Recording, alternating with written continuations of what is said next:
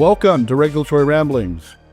Our podcast is brought to you by the University of Hong Kong's RegTech Lab, the HKU SCF FinTech Academy, the Asia Global Institute, and the HKU edX Professional Certificate in FinTech, with support from the university's Faculty of Law. I'm your host, Jay Shamdasani, and a very happy New Year to our listeners as this marks our first episode of 2025. In response to your feedback and in appreciation for your continued support as we going on our third year, we're trying something different this year. Moving forward, we're going to split each episode into two parts. We're going to do a short segment at the start of each episode featuring a thought leader or a topical and timely issue, followed by our standard long-form conversation.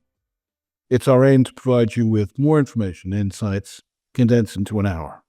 We know your time is precious, and we appreciate you spending it with us. But today, our first guest is analyst Ross Feingold. He'll be talking to us about the extraterritorial enforcement of U.S. laws and regulations under the Trump administration, including sanctions and trade tariffs, with an eye towards the Asia Pacific.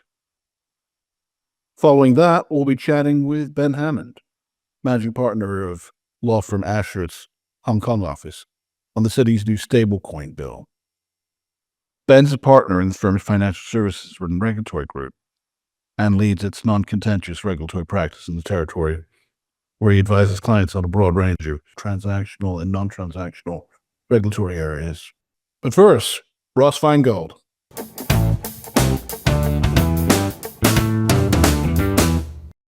Ross Feingold is a business development director at SafePro Group, a consultancy advising clients on security risks throughout the world. He's admitted to practice law in New York State and Washington, D.C. Ross was previously an in-house counsel at the Royal Bank of Scotland, Deutsche Bank, and J.P. Morgan. He's lived in Asia for over 20 years, and the quality of his spoken Mandarin is impeccable. It's an open question as to whether or not the Trump administration will increase legal and compliance costs for firms in Asia.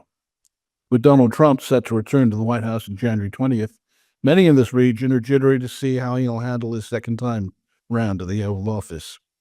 In the run-up to last November's election, the president-elect threatened tariffs of 60% on Chinese goods.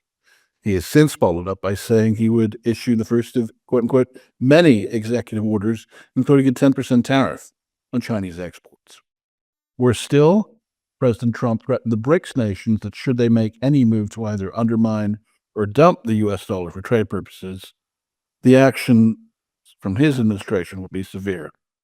It's terrific in that regard, then, that we have Ross Feingold. He's a lawyer, lecturer, political analyst, as well as director of the Association of Americans Resident Overseas in Taipei. And back when he was still based in Hong Kong, he was the chairman of the Republicans Abroad Asia. He is one of the youngest old China hands that I know. And with that, Ross, thank you so much for joining us. Thank you for having me, and Happy New Year to you and all your listeners. Happy New Year. So what can we expect in Asia on the overseas enforcement front from the new administration? I think we should expect some robust enforcement when it comes to the items that the Trump administration, and specifically President Trump, have a strong personal interest in. Just to take a step back, the extraterritorial enforcement of U.S. laws is nothing new, and it spans many different areas. Examples include the securities laws, laws regarding forced labor is something that we've read a lot about in recent years, specifically with regard to Xinjiang and the ban on goods from Xinjiang entering the United States, and other areas as well. So the concept of extraterritorial enforcement is not new. It could be a very powerful tool, and we've also seen it recently with regard to exports of high-tech manufacturing machinery or chips to China. So I think when it comes to the areas of interest to President Trump and his team, there will be robust enforcement. And what will be the areas of interest of Trump's team? Well, that's the big mystery. You know, it had been pointed out that some Chinese firms were being extremely cunning and that they were exiting China and setting up factories in Vietnam, Cambodia, Laos, Thailand, as a way to get around U.S. tariffs and sanctions. And I mean, some in the U.S. are wise to that, but I mean, is that an effective strategy long term, or is the U.S. just going to clamp down on those countries as well?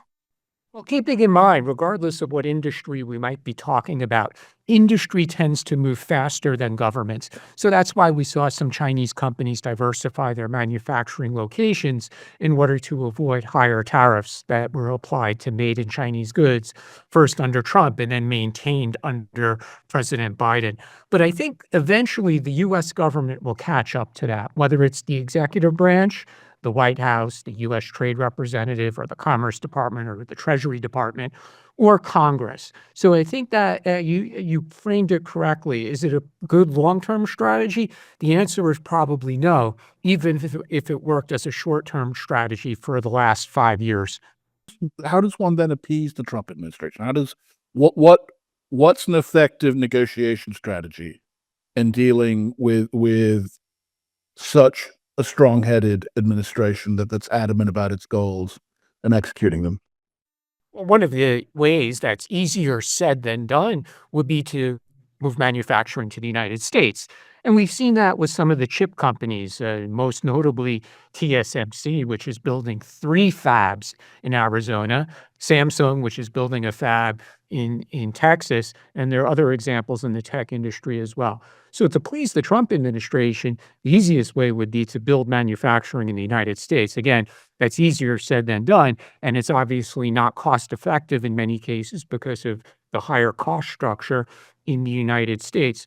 Another way would be to move manufacturing to countries that have a free trade agreement with the United States, but those are not necessarily low-cost destinations either. For example, Singapore has a free trade agreement with the United States, but the cost structure might be higher. Although, notwithstanding that, Singapore is still a location for a lot of mature semiconductor manufacturing, and periodically there's announcements of new investments, despite concerns about land scarcity or labor. But Singapore is still a place where mature semiconductor manufacturing is actually expanding. Then there's always the Mexico option, which does have a trade agreement with the United States and Canada, but Trump is threatening to make some changes to that agreement, just like he made during his first term. And there's a review of the trade agreement with Mexico and Canada that's scheduled for 2026 anyway. So it remains to be seen whether or not Mexico is a long-term option. That's right. That's right. I mean, I believe tariffs of 25% had been suggested by President Trump for Mexico and Canada. And I never thought the day would come where skilled labor wages in Mexico are competitive with those in mainland China. But I guess, when you've seen almost a stratospheric increase in the cost of wages in China since post 1980, perhaps it's not surprising. But Um, just a quick follow-up on that point. One yeah, thing to keep in mind with the tech, especially with the tech industry and its moves into Mexico, I'm speaking from Taiwan, and one of the largest and most prominent Taiwan tech companies, Foxconn Honhai, they've been expanding their production lines for various kinds of products very rapidly in Mexico.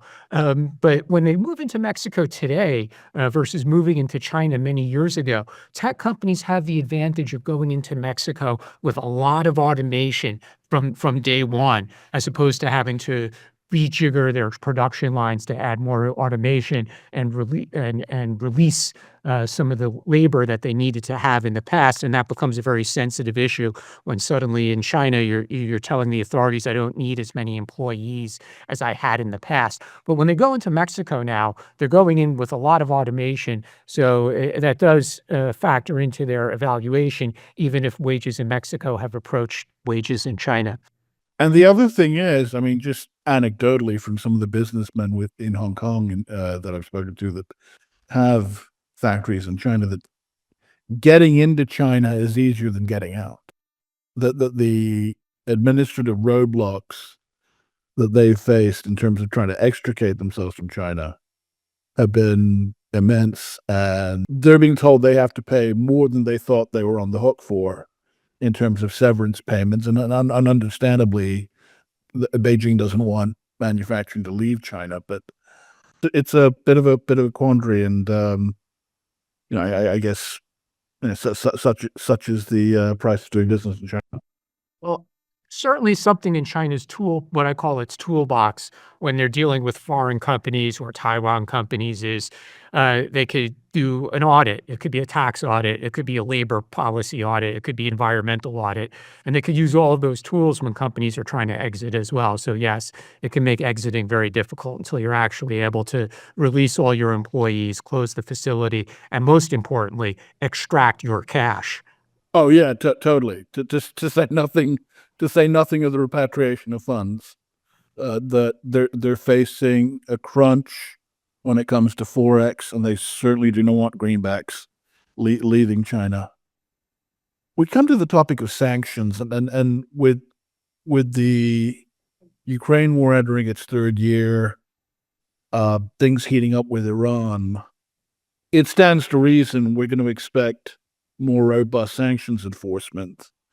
But then there is a school of thought that says sanctions have already been ratcheted up to the nth degree. What more can the Trump administration do? It seems in the sanctions space that there's always one more, or actually more than one, but there's always one more company or one more foreign government official. When I say foreign, I mean outside the US. There's always one more company or one more foreign official or many to sanction. And that's why we see from periodic announcements, they've added sanctions against a Russian company or a Russian oligarch. They've added sanctions against companies in China. They've added sanctions against additional companies from Iran or North Korea. So there's always more room to grow the list of sanctioned entities or individuals in foreign companies. So that's certainly one thing to keep in mind. And there's always additional things or additional behavior or additional goods that could be sanctioned as well. So actually I would say for the incoming Trump administration, if sanctions is within their toolbox, that there's always going to be something to sanction from countries that the United States has disagreements, to put it lightly, with. Then we come to the issue of badgering, bullying the BRICs nations regarding the fate of the dollar. The greenback isn't going away. Even Saudi Arabia wants to be paid in dollars for the bulk of its oil shipments to China. I mean, is that whole concern? I mean, okay, it may be the case that some of the BRICS nations find it's more efficient to use their own currencies for a certain degree of bilateral trade. But is the whole topic of dropping the dollar and Trump threat? I mean, is that overblown? Or is that just more raw meat to his base for domestic U.S. politics? I think this is an issue that's not going to go away, but it would certainly take an enormous amount of flexibility by the governments and specifically by the companies involved to actually have a substantive move away from the dollar. So I don't think this issue is going away. I think we're periodically going to hear about it. And periodically we'll hear announcements that a group of countries, whether it's the BRICS or on a bilateral level, have agreed to enter into some kind of research project or some kind of pilot project where they're actually going to try and use either digital currencies or their own currencies to transact. I mean, we've seen in recent years the example where India wanted to pay with its own currency, not dollars, when buying Russian oil. And then Russia said, well, what are we going to do with all these rupees? You know, we have nowhere else to use them except to buy things from India. And there's not a lot of things that we want to buy from India at the moment. So this will continue to be an issue. There will probably be small steps in growth away from using the US dollar to settle international trade. But the vast amount of international trade will continue to be settled in the US dollar. So I think this is an issue that will be for discussion, not just during the Trump administration, but over the coming decades. And it's worth noting that Moscow has been accumulating rupees since the Cold War, pre-1992, pre-collapse of the Soviet Union. They've been just piling them up, and no clear view as to what to do with them. And as you said, there's not much they want to buy from India. Thinking back to your past life, if you were an in-house or general counsel or compliance officer at a banking or financial institution or a multinational corporation in APAC, and you're looking ahead at the year to come and the regulatory landscape and the full panoply, the full plethora of tools at the Trump administration's disposal, all the levers that they could press, all the pain points that they can exert force on.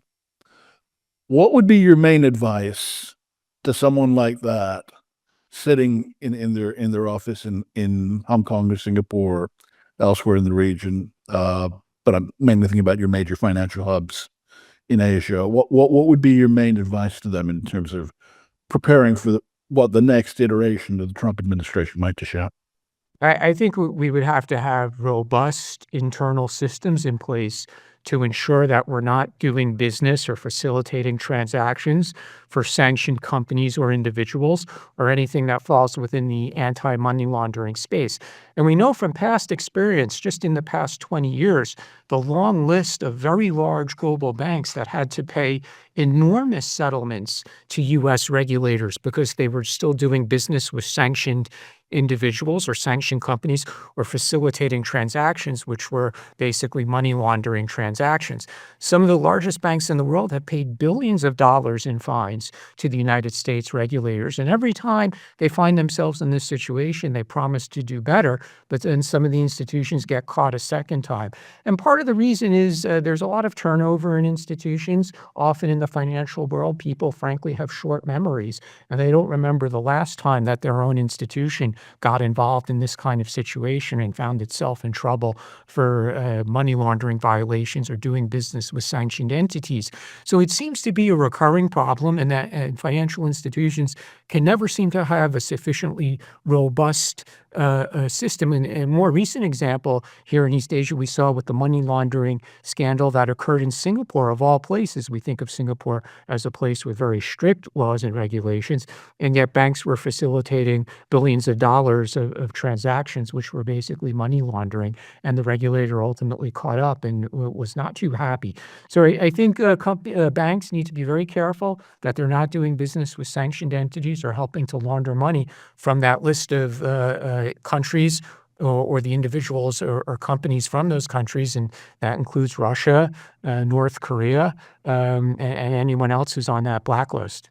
So picking up on that, will that mean higher compliance costs and greater legal risk management compliance headcounts?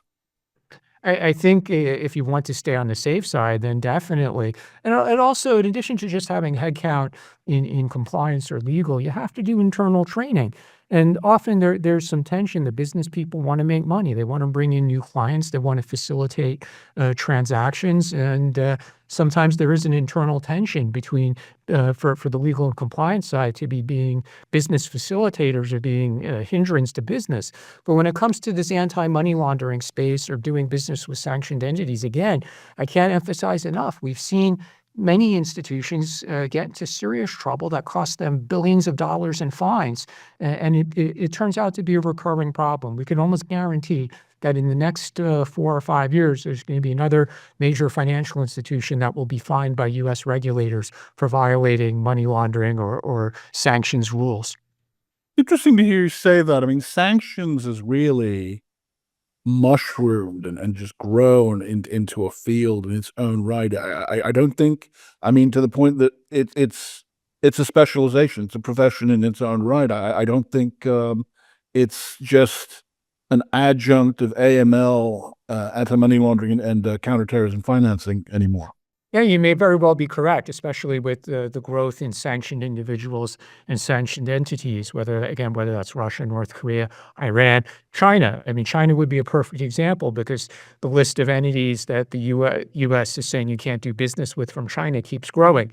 And so that's a minefield just by itself. Again, I would say financial institutions can never have enough of sufficiently robust systems or individuals who know how to implement the applicable watch lists. One last thing. The Trump administration has indicated, and then some are suggesting that this last election was the election that crypto bought. The Trump administration has said that it's going to be friendly towards crypto, and that the U.S. should be the crypto hub of the world. What does that mean for Asia? Well, that certainly means that I think U.S.-based platforms will be able to onboard clients from Asia. So we've seen a lot of back and forth between regulators and the platforms about whether or not they could have U.S. persons as clients, or whether they could only have foreign persons, whether or not they need to have firewalls between U.S. or global businesses. Some of those firewalls may go away, so it may make the United States more attractive as a place to run the business from, and then they could onboard what they want. They want to be able to onboard U.S. clients and Asian clients out of the same entities and not have as much firewalls in place. So that'll certainly be something to watch for. How the trading platforms are going to be able to sort of reorganize themselves internally. Maybe they won't need firewalls, and maybe their Asian clients can trade on the same platform as the U.S. clients, and that might have some implications, both positive and negative, for liquidity, for example, or other aspects of the relationship between the platforms and its clients.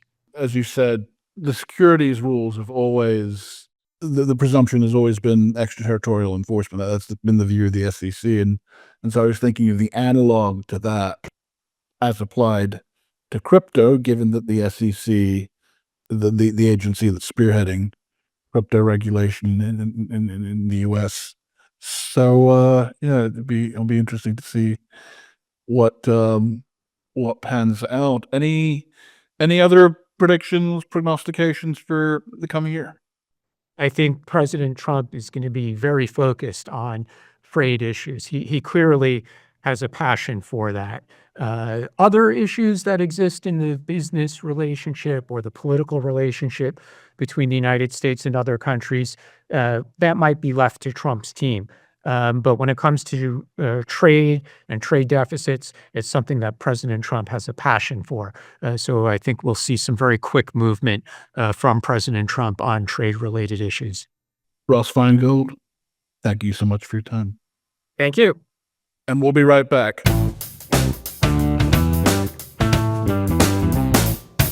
Welcome back. Our podcast is brought to you by the University of Hong Kong's RegTech Lab, the HKU SCF FinTech Academy, the Asia Global Institute, and the HKU edX Professional Certificate in FinTech. For the second part of today's broadcast, we're going to be talking to Ben Hammond, managing partner at the law firm Ashurst in Hong Kong, about the city's new Stablecoin Bill.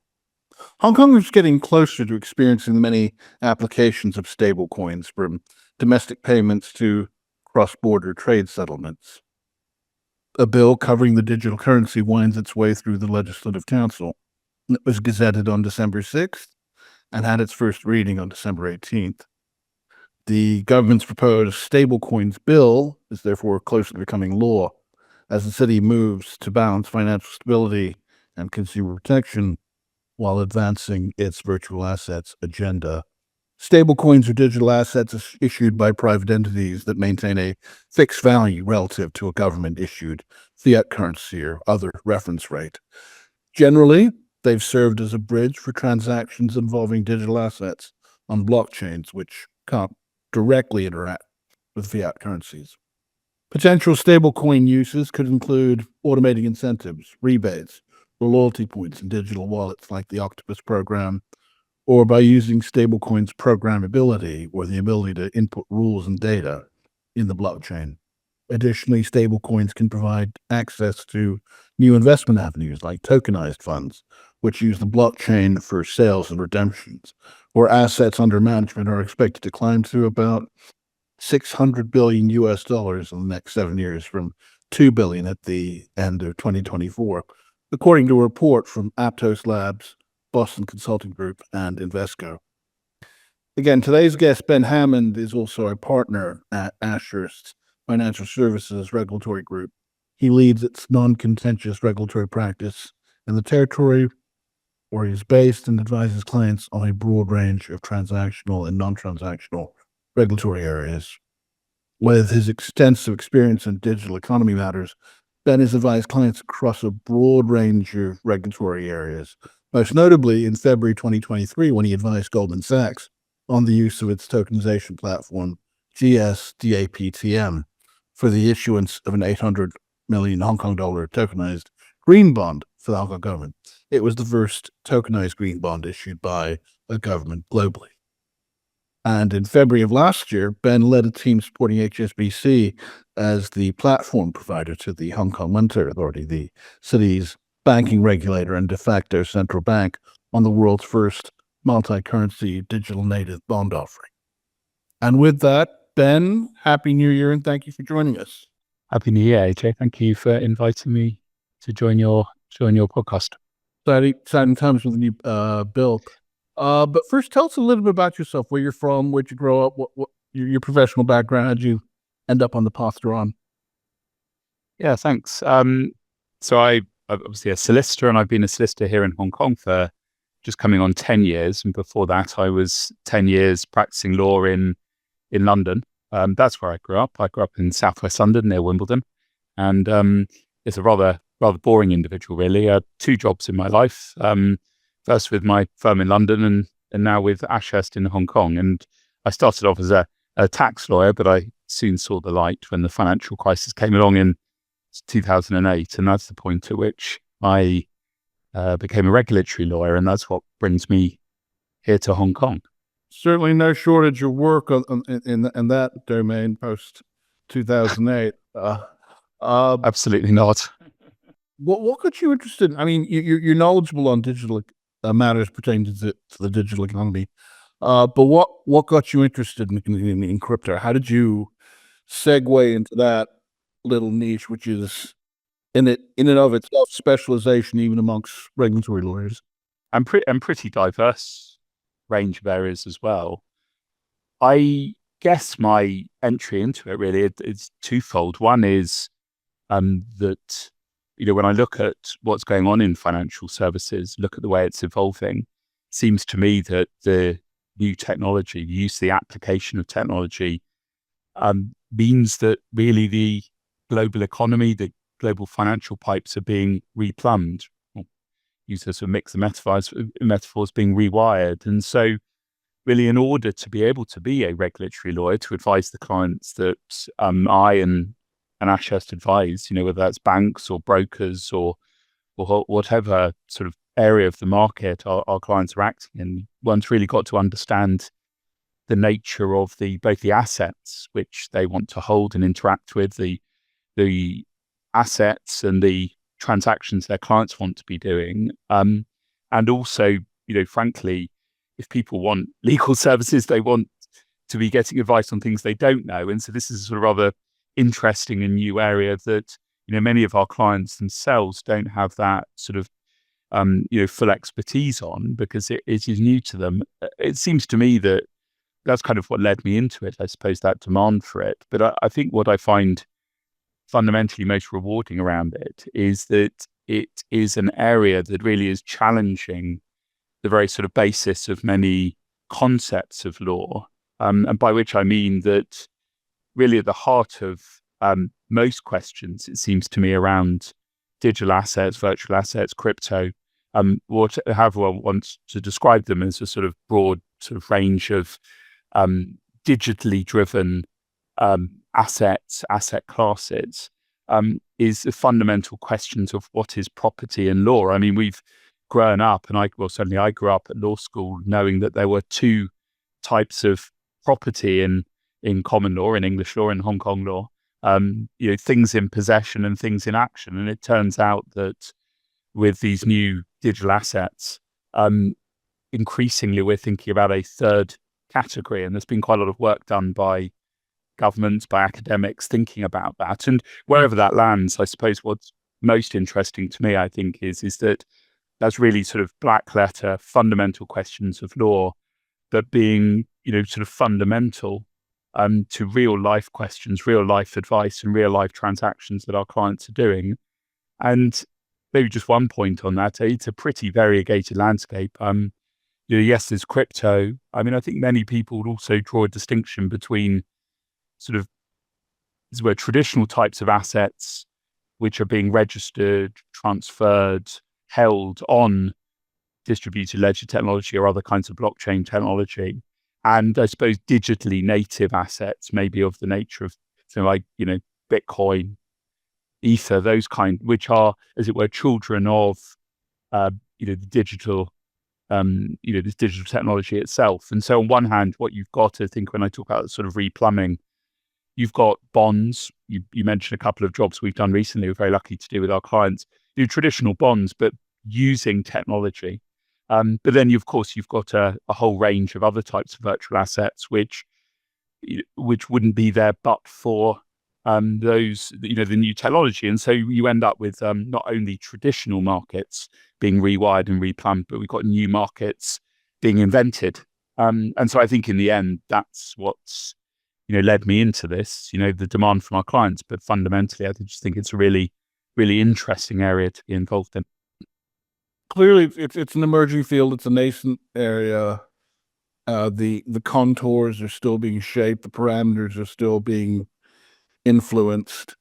And I guess it's an exciting time to jump in because the gap between, because it's in its early nascent stages, the gap between someone who doesn't know anything and the gap between a so-called expert is not that great. It doesn't take you all that much to bone up on the subject and market oneself as an expert. And I don't mean that as a dig, but when I look at the lawyers practicing in this space, they tend to be transactional lawyers. They tend to be regulatory specialists like yourself. They tend to be dispute resolution lawyers who have a client who had a dispute in cyberspace and Web3, fintech, pertaining to crypto.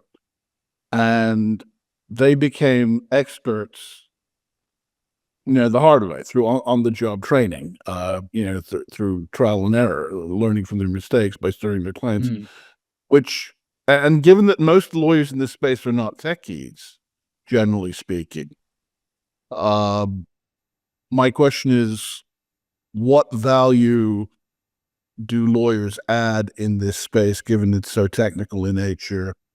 And is it the case that many lawyers will ultimately end up having to defer to the judgment of or consult those that are tech savvy as they advise their clients?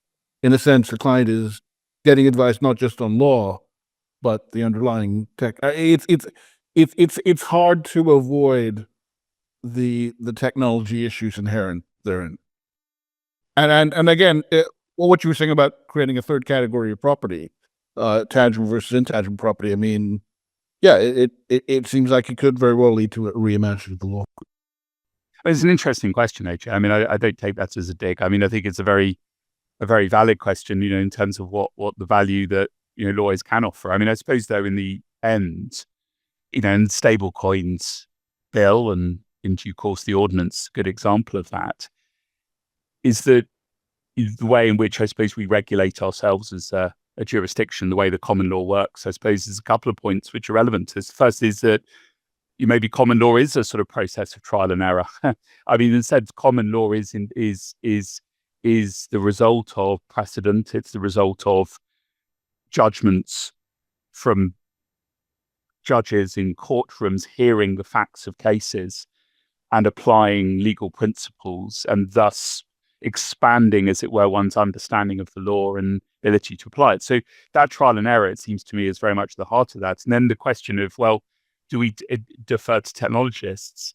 I mean, I think it's an interesting question, because you're absolutely right that, you asked me about my background earlier. I didn't say I did an English degree. I certainly didn't do a degree in an English literature degree. I didn't do a degree in anything, I suppose, specifically relevant to the technology underlying this. And yet at the same time, if the technology cannot be understood by someone like myself, someone who is not, an expert in the underlying technology from a technology perspective, are we comfortable with that?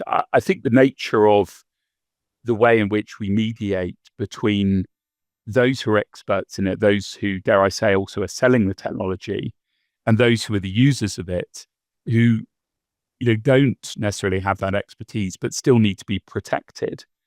And all those other participants in the economy who, again, won't understand it necessarily, but need to be protected. If one can't reduce the technology to language which people understand and which can be understood, and therefore where people have disputes can be resolved, that strikes me as quite dangerous. And so in some ways, I think things need to be explained. They need to be defined. They need to be understood so that we can all take a position on that and orient ourselves around it. I mean, and I guess the other point I'd make is that it is certainly true that the technology is extremely novel, and it is altering what we understand is possible through technology. And yet at the same time, I suppose the sort of biblical saying, isn't it? Nothing new under the sun. In 1935, the Hong Kong government Everything's a variation of a theme. Yeah. Well, it is. I was going to say in 1935, the Hong Kong government brought in the currency ordinance. And before that, note issuing banks were issuing, currency, as it were, in exchange for deposited silver. The law about private mediums of exchange was what we're talking about with stablecoin. There is law for that. The law has thought about this. A case law does exist around these issues, and so I think that's what's important. Is that also when we're told something is entirely new, sometimes it's not as new as people think it is. It's a novel application of human ingenuity. But I think we can also learn lessons from the past. And coming back to the point, I think if common law lawyers like myself are, as it were, the interpreters of past errors, and the judgments that have come from that, I think it's important to know history to avoid the mistakes in the future, and therefore understanding that past context, bringing that to bear, and putting that together with technologists is quite a powerful tool for preventing things going wrong, rather than just open. I guess they call it the practice of law because you do it until you get it right. Until I won't take that one as a slight either, age. No, but I mean, the common law lawyer is first and foremost a proceduralist. Procedure matters more, perhaps, in the common law than the civil law world. But I do think because of its adaptability, because of its malleability, because it's more business friendly, that the common law certainly has an edge in this regard. But I guess we're all products of environment. I'm showing my own bias here, but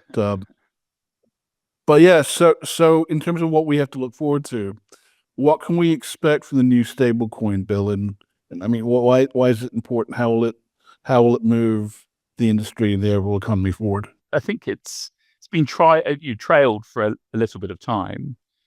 It completes the sort of patchwork of regulation which is being brought in to sort of cover that digital assets, virtual assets, crypto landscape. We had the virtual asset service provider regime coming in over the last year or so, and from July 2023, and then obviously there's been a transitional period for the implementation of that, and that sort of referenced space around stablecoins, regulated stablecoins not being called a virtual asset, and so that has paved the way for this, which gives us our first sort of area of regulated stablecoins.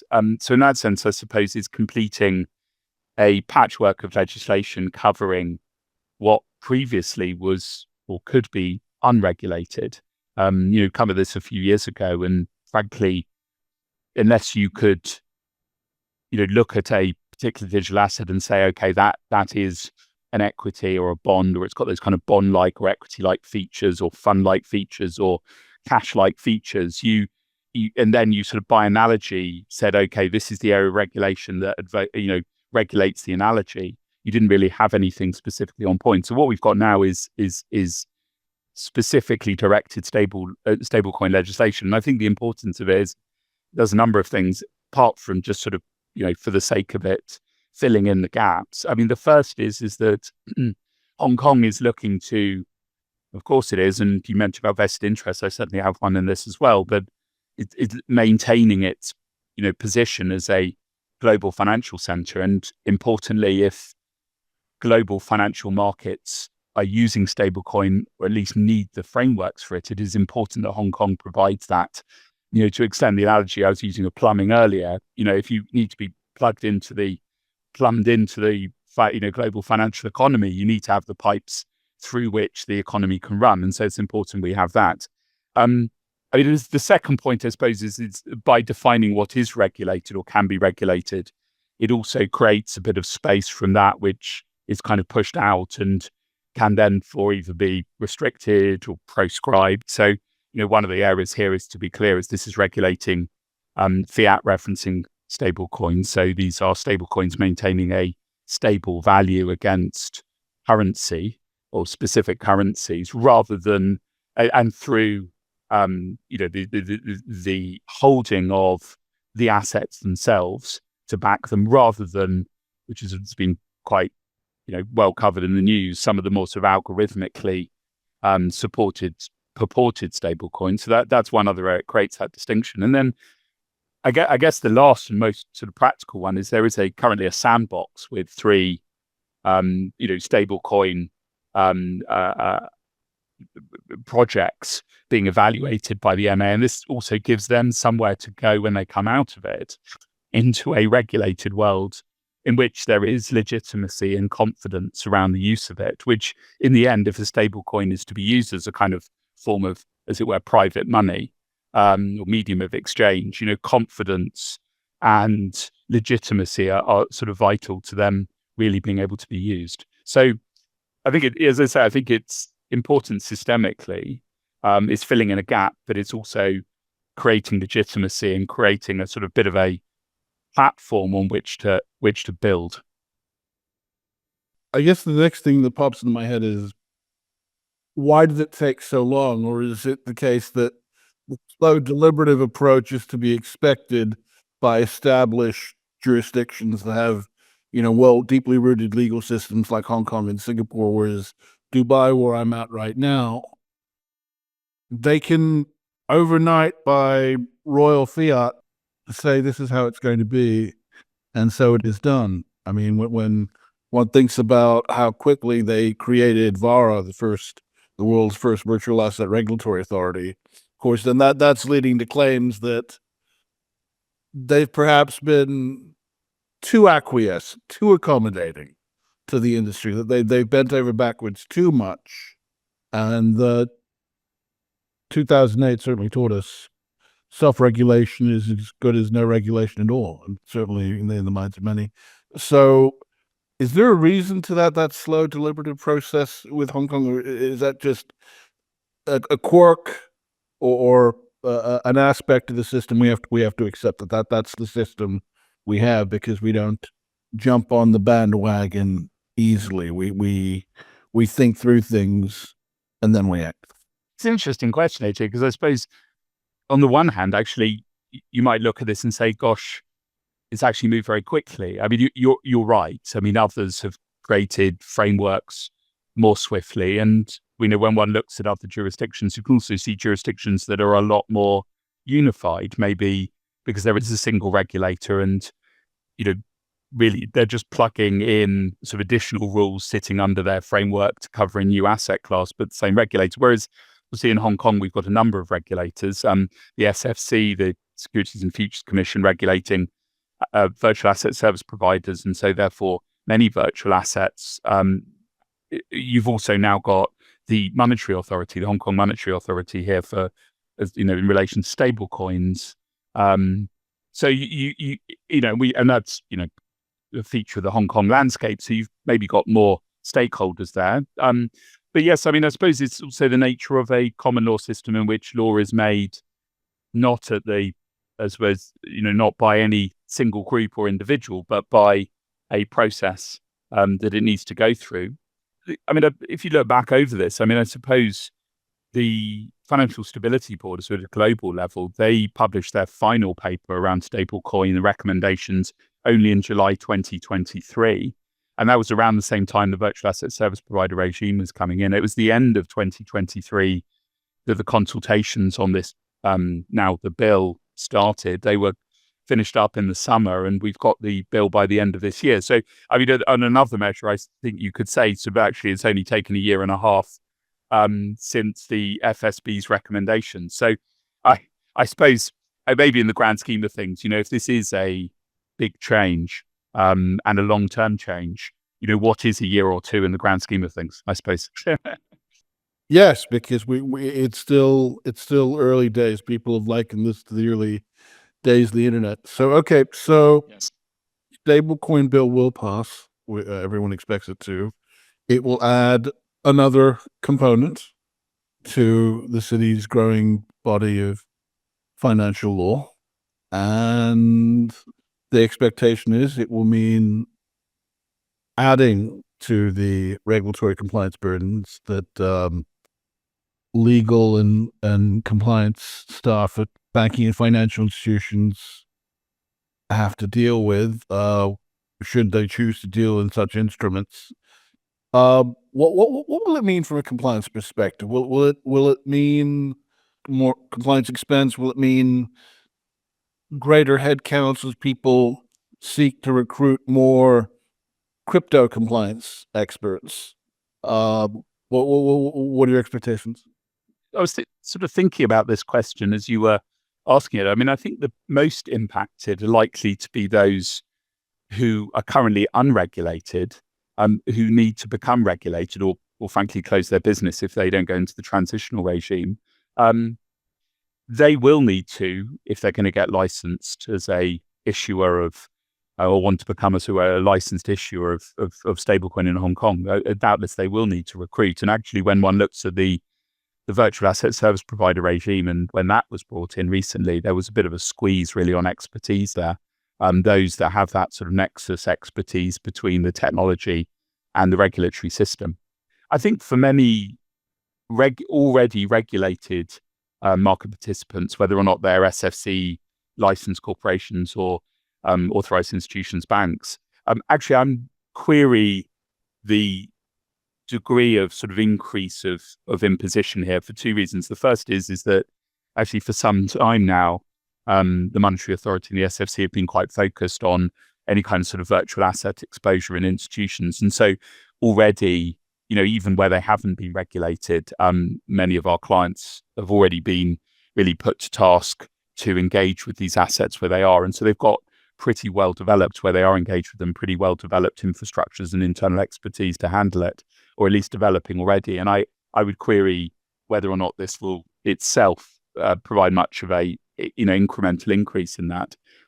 I think the other point though to make is that stablecoin is of itself a sort of, in this concept as viewed in the bill and what's being facilitated here, is a payment method to engage with other assets and other services. And so unlike, as it were, whether one wants to hold, let's say, Bitcoin or a tokenized bond, where there might be a sort of question of whether or not your clients want that, actually for those that are already involved in the virtual asset space, actually being able to facilitate stablecoin, the holding of it, the using of it, is probably quite important. And so actually, I think this will sit alongside many of the payment methods which institutions already provide. And so this is more about, I think, facilitating engagement with digital assets. And therefore, there's a little less optionality around it, I'd suggest, for those that really want to engage in that virtual asset space. Because, where this is really important is it's creating a digital payment method to buy, amongst other things, digital assets to create that delivery versus payment immediacy. And so really, unless you can do that as a sort of business proposition, I think there's a risk of being left behind around this. So I would have thought not a massive regulatory uplift, but doubtless, there will need to be policies put in place. And yes, there will be plenty of room, I'm sure, for lawyers and advisors. But I think there's also a sort of commercial proposition here that many will be looking at, and we'll see it as justifying itself. So if I understand you correctly, focus more on the apparatus rather than the instrument itself. In terms of the investments that are required, I think, but as I say, I think that really those that are going to be most impacted by this are those that are unregulated currently, and there, yes, there will need to be regulation brought in, and also those who are sitting offshore wanting to offer instruments into Hong Kong, potentially having to establish a presence in Hong Kong. So I think there'll be quite a lot of thought, but I don't think this will come as a surprise to many. I think this has been trailed for some time, and as I said, I think the opportunities here are pretty great. Yeah, that is the hope. And in terms of the compliance people I've spoken to, it should not be construed as compliance in the digital or crypto age is altogether all that different. I mean, these are bridges that can be crossed through a certain amount of remedial in-house education or training. So it is not the case that all the skills and all the knowledge that they've gained up until now are useless, and this is a new age with its own rules. Because again, everything is a variation on theme. In the time we've got left, is there anything you'd like to add? Any remaining impressions you'd like to leave our listeners with? I think the only comment I make is that the firm I work with, I'm lucky to work with, is doing a lot of work in this space, and so we're seeing a big snapshot of what's going on globally as well as here in Hong Kong. We've got a global practice, and my colleagues sit as much in London as they do in Hong Kong in this space, because as you made the point earlier, AJ, the technology itself is so fundamental to this, and that itself is not bound by any particular legal system. But I think what's really exciting about this area, I think what's really interesting, and where we as a firm can add a lot of value, is bringing those perspectives from other jurisdictions to Hong Kong. And so, I think depending on who is listening to this podcast, whether you're a sort of user of these instruments or whether you're a student thinking about it, I think there's a lot to be learned from what's going on in other jurisdictions at the moment. Whether that's the Law Commission in England, Wales, and their review of digital assets, whether or not that's what's going on in places like Singapore, or indeed, as you mentioned, in Dubai. And I think it's a really interesting area of law, because we bemoan in regulation a lot, I think, a lack of joined upness. It's a terrible word, but between different jurisdictions in regulation. But actually, this is an area where, yes, there is an element of individual jurisdictions making their own rules. Yes, there is. But at the same time, a lot of these rules are being made for the first time, and there's a real opportunity here to make things work a bit more smoothly cross-border. But then you look ahead the next year, and this is well beyond my pay grade, be interesting to see what happens in the US in particular with the changes there, and how that drives regulatory and frankly interest, and the use of these assets and these asset classes within our clients, financial institutions globally over the next 4 years with the new administration in the US. So something to watch there in particular. Your point about the lack of connectivity between different jurisdictions and between the legal profession in different jurisdictions is well taken. Certainly, my sense is that, and I remember researching this for a book for the Law Society of Hong Kong back in 2007 for their centennial, that since the 70s, the trend globally has been towards a more globalized legal profession. One academic here at HKU told me that he sees things like fintech and crypto and the underlying technology actually contributing more towards the globalization of the legal profession as well, because as you said, the technology is global, and the practitioners in this space necessarily they have to practice globally across jurisdictions. Is that overstating the case, or is there some truth to that? So look, I think there's a lot of truth to that. I think, and I see that day to day, which is that in my sort of day to day practice in the sort of digital asset space, I'm as likely to be reading a sort of New Zealand, Singapore, Australian, English bit of case law as I am to be reading Hong Kong case law. Whereas I suppose in the more traditional financial world, because things are more settled, and you tend to look more at the national case law and the legislation. So I think there's a lot more cross-fertilization across the common law world in particular. I'm less able to speak in that sort of civil tradition. Within the common law world, I think lawyers dealing with space day to day are dealing and reading into the law of many more common law jurisdictions and taking inspiration from that, as are the courts. And so I think it does seem that it is a catalyst this area and the law developing around it, so that, difficult to know. Globalization may be. I mean, we've certainly got national legal systems and views aren't always aligned on these issues, but at the very least, there is a sort of global conversation going rather than individual jurisdictions looking at this in isolation and thinking about what they want to do without, as it were, taking a very specific view on how other jurisdictions are looking at it and how this would be viewed by other jurisdictions. I mean, if you look at the financial institutions in Hong Kong, enormous number of them, whether because they're branches or just because they sit within international groups, it is very important that what they're doing here and how it is viewed when it rolls up into their group is compatible. And so Hong Kong as an international financial jurisdiction, financial hub, I think has at the forefront of its mind also making sure that it doesn't give issues to those who are legitimately engaging within the market, so that things are viewed in Hong Kong appropriately can also be appropriately viewed in Paris, in Berlin, in London, in Sydney, wherever that might be. Ben Hammond, thank you so much for your time. Thank you very much, Adrian. And to our listeners, thank you. Till next time, and all the best for the coming year.